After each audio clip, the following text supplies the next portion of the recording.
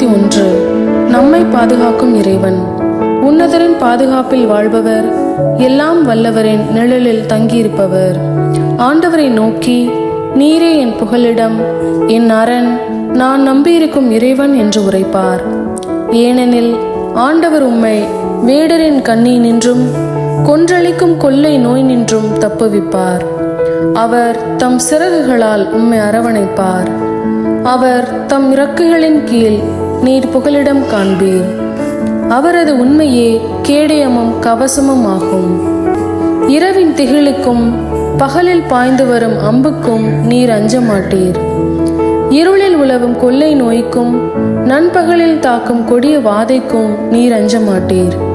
உம் பக்கம் 1000 பேர் வீழ்ந்தாலும், உம் வலப்புறம் 10,000 பேர் தாக்கினாலும் எதுவும் உம்மை அணுகாது.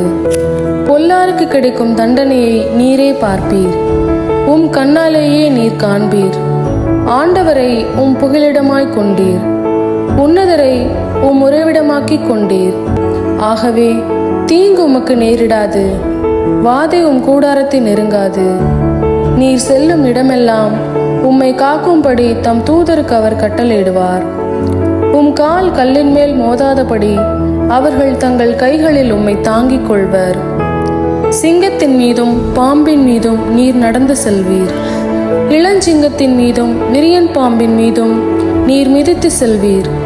அவர்கள் என் மீது அன்பு கூர்ந்ததால் அவர்களை விடுவிப்பேன்.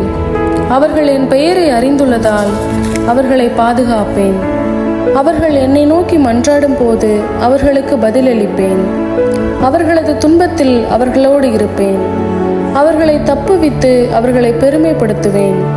நீடிய ஆயுளால் அவர்களுக்கு நிறைவளிப்பேன். என் மீட்பை அவர்களுக்கு வெளிப்படுத்துவேன். ஆமேன்.